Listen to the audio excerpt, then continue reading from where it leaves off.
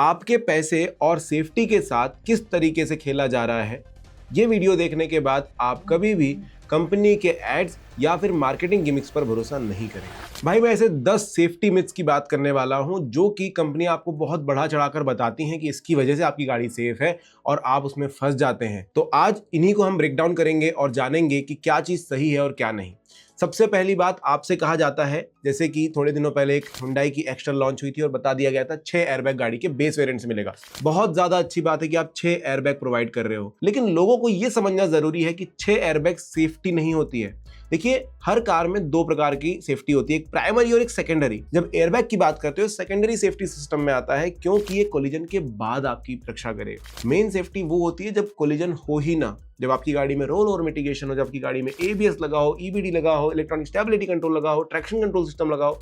ये सारी चीजें ज्यादा मायने रखेगी और आपकी गाड़ी का ओवरऑल स्ट्रक्चर भी काफी ज्यादा अच्छा हो। इसी वजह से यहाँ पर बहुत सारी गाड़ियां हैं जिनमें 6 एयरबैग होने के बाद भी 4 स्टार सेफ्टी रेटिंग आती है, जबकि टाटा की सभी गाड़ियों में लगभग, आप बेसिक वेरिएंट्स देखोगे, पंच देख लोगे, नेक्सॉन देख लोगे, 5 स्टार सेफ्टी रेटिंग आती है, जबकि सिर्फ 2 एयरबैग आते हैं। और पंच की बात कर लो, 2 एयरबैग के साथ भी 5 स्टार रेटिंग, उसमें भी चाइल्ड सेफ्टी के लिए ज्यादा अच्छी रेटिंग मिल जाती है और गाड़ी सबसे ज्यादा सेफ गाड़ी कहलाती है। दूसरी चीज आपको बोला जाता है एबीएस के बारे में कि एबीएस है गाड़ी में, आपकी गाड़ी कभी स्लाइड करेगी नहीं, स्किड करेगी ही नहीं। भाई एबीएस यानी कि एंटी लॉक ब्रेकिंग सिस्टम, इसको इस तरीके से डिजाइन किया गया है कि आपकी गाड़ी के टायर्स मोशन के समय लॉक नहीं होंगे। तो आप इससे इस गलतफहमी में नहीं रह सकते कि आपकी गाड़ी कभी स्लाइड कर ही नहीं सकती, स्किड कर ही नहीं सकती, क्योंकि आपकी गाड़ी में एबीएस है।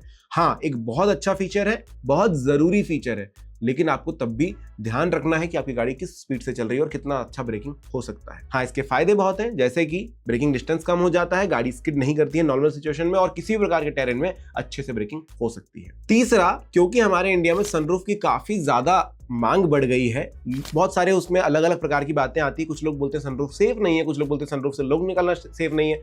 देखो भाई, सेफ्टी आपके ऊपर है। सनरूफ के वजह से सेफ्टी कॉम्प्रोमाइज हो रही है, ऐसा कभी भी नहीं होता। जिन गाड़ियों के अंदर सनरूफ लगाया जाता है उसके मेन स्ट्रक्चर से सनरूफ लगाने के लिए स्ट्रक्चर को काफी हद तक चेंज किया जाता है और उसी लेवल की सेफ्टी आपको, उसी लेवल का बिल्ड क्वालिटी आपको सनरूफ वाली गाड़ी में भी दिया जाता है जो उसके नॉन सनरूफ वाले वेरिएंट में था।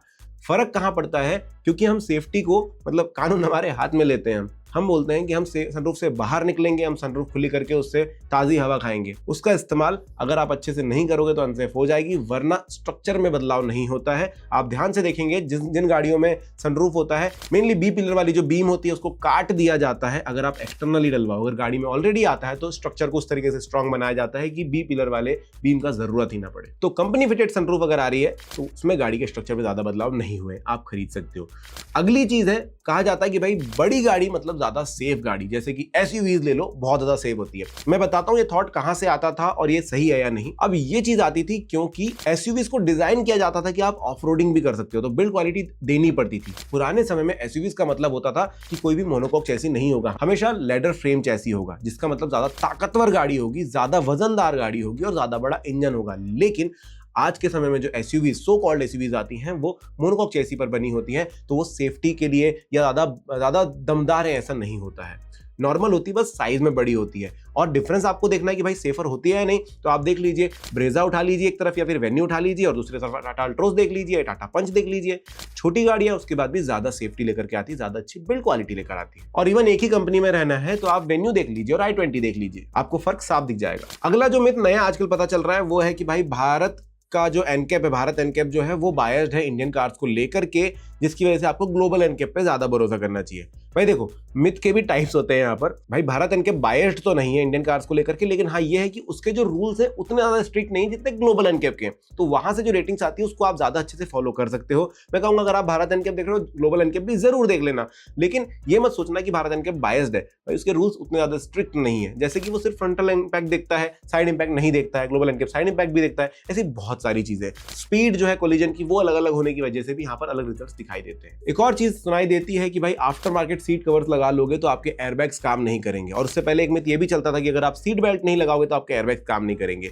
रीजन ये नहीं था कि आपकी गाड़ी के अंदर ऐसा सेंसर दिया है कि भाई बाद में क्लेम करते समय आपको बोला जा सके क्योंकि आपने सीट बेल्ट नहीं लगाया है इसलिए एयरबैग नहीं खुला। सिंपल सी चीज है, सेफ्टी की चीज है वो तो सेव करने के लिए हमेशा ओपन होगी, चाहे आप आफ्टर मार्केट कुछ भी करवा लीजिए।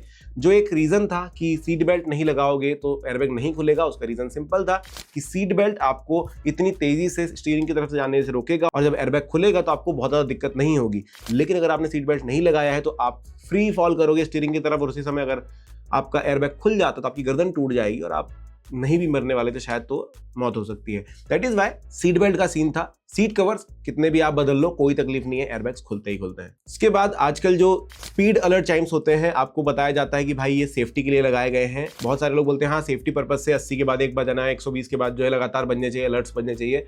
देखो यार, सेफ्टी से सीधा सीधा लेना तो कह सकते हो, ऐसा नहीं कि आपकी गाड़ी खराब हो जाएगी, 120 पे आपकी गाड़ी लहर जाने वाली है, 140 पे आपकी गाड़ी जो है टूट जाने वाली है या फिर आप संभाल नहीं पाओगे, ऐसा कुछ भी नहीं है। हाईवेज हमारे बहुत तगड़े हैं, बट ये गवर्नमेंट रूल है क्योंकि एक्सटर्नल सेफ्टी ज्यादा यहाँ पर मैटर करती है। आप इतनी स्पीड से चल रहे हो क्योंकि इसको कम डिस्टेंस पर रोक पाना मुश्किल होगा और हमारे यहाँ के हाईवेज पर आपको नहीं पता है कि कौन किस लेन पर चल रहा है। इवन अभी भी हम लोग ये सीख ही रहे हैं कि किस लेन पर हमें रहना है, जब हम काफी फास्ट जा रहे हैं या कम फास्ट जा रहे हैं या बिल्कुल स्लो चलना चाह रहे हैं।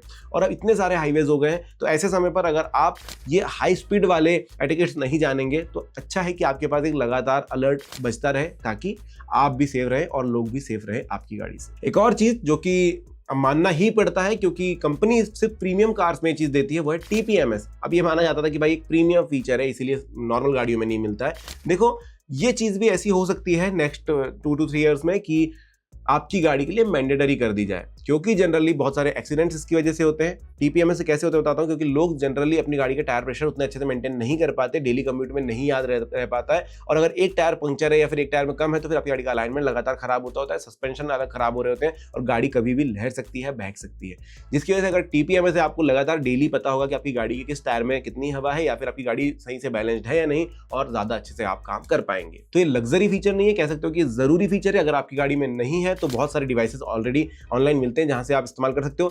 हालांकि एक्यूरेसी का बहुत बड़ा फर्क पड़ता है, मैंने खुद देखा है। अगर आप एक्सटर्नली डालोगे तो बहुत मतलब तो उतने अच्छे से प्रेशर नहीं दिखाएगा जितने अच्छे से इनबिल्ट दिखा देता है। तो नेक्स्ट टाइम अगर आप कभी अलॉय चेंज कराओ या टायर चेंज कराओ तो एक बार कंसिडर करना टीपीएमएस वाले लेने। एक और चीज, ये मिथ अब काफी हद तक मिट चुका है, लेकिन कहा जाता था कि भाई ऑटोमेटिक कार सेफ नहीं है। और ऐसा क्यों मानना है? क्योंकि जब हिली एरियाज में जाते हो तो वहां पर आपके पास गियर्स नहीं होते शिफ्ट करने के लिए और गाड़ियां बहुत ज्यादा पहले प्रॉब्लम देती थी। एएमटीज हो गई, एजीएस हो गई, थोड़ी सी प्रॉब्लम दे देती थी कि भाई हाँ गियर शिफ्ट नहीं हो रहा, डाउन शिफ्टिंग में टाइम लग रहा, तब तक रोल ऑन हो गया पीछे की तरफ, ये प्रॉब्लम्स आते थे। पर हर एक कंपनी ने काफी अच्छे से अभी कंट्रोल किया है, काफी अच्छे से इस चीज को टैकल किया है। और आप देखोगे कि हर एक गाड़ी में, चाहे वो मैनुअल हो या ऑटोमेटिक हो, काफी छोटे वेरिएंट से आपको एचएचसी यानी कि hill hold control, hill descent control दिया जाता है। और जब आप ऑटोमेटिक पे जाते हो तो ये चीजें अवेलेबल होती हैं, जिसकी वजह से हिली एरियाज में प्रॉब्लम नहीं जाती, गाड़ी काफी अच्छे से अपने आप को होल्ड करके रखती है और पीछे की तरफ रोल नहीं करती है। सीवीटी हो, डीसीटी हो या एएमटी हो, सभी में काफी अच्छे से काम किया गया है। इवन अगर आप सबसे सस्ती ऑटोमेटिक भी चलाओगे, जो कि मेरे ख्याल से एस्प्रेसो होनी चाहिए या फिर सेलेरियो एस्प्रेसो होनी चाहिए,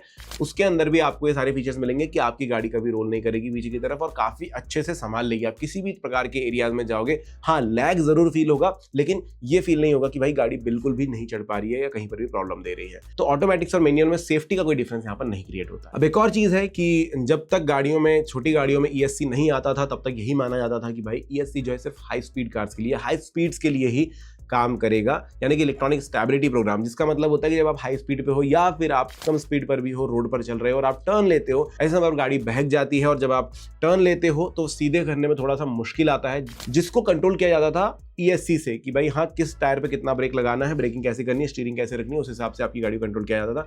अभी ये हाई एंड गाड़ियों में आया करता था, छोटी गाड़ियों में नहीं था, क्योंकि हमारी जो कार कंपनी है वो इस तरीके से चलती है कि भाई क्या मैंडेटरी है वही डालना है, कॉस्ट कटिंग जितनी हो सके वो कर लेनी है। दैट इज व्हाई हम लोग सेफ्टी में थोड़े से पीछे रह जाते हैं। पर अभी नए नए रूल्स आ रहे हैं, गवर्नमेंट थोड़ी सी पॉलिसीज लाती है जिसकी वजह से आपको सेफ्टी की फीचर्स देने होते हैं, जैसे कि 2 एयरबैग्स कंपलसरी कर दिए गए, जैसे कि एबीएस ईबीडी कंपलसरी कर दिए गए। ऐसे बहुत सारे फीचर्स अभी और भी आएंगे नए नए नॉर्म्स के साथ। तो ईएससी लो स्पीड में भी काफी ज्यादा आपकी हेल्प करता है। जब आप वेट एरियाज में चल रहे होते हैं, जब आप मडी एरियाज में चल रहे होते हैं, कच्चे रास्तों में चल रहे होते हैं, ऐसी जगह पर ईएससी वहां पर भी कंट्रोल करता है गाड़ी को और आपकी गाड़ी को बहकने से रोकता है, लेन छोड़ने से रोकता है और आपकी गाड़ी हमेशा आपके कंट्रोल में रहती है। तो ये कुछ चीजें हैं जिसके बारे में काफी ज्यादा लोगों के मन में ख्याल होते हैं कि भाई ये गलत है या सही है। अब अगर आप गाड़ी खरीदना चाहते हो तो आप इन चीजों का ध्यान रखना, आपके साथ भी सारी चीजें बोली जाएगी, बट आपको क्लैरिटी इस वीडियो को देखने के बाद आ चुकी होगी। अगर आपको वीडियो पसंद आया है तो लाइक करना, और अगर आप भी ऐसे कोई मिथ्स जानते हो तो कमेंट सेक्शन में लिख देना। Thank you.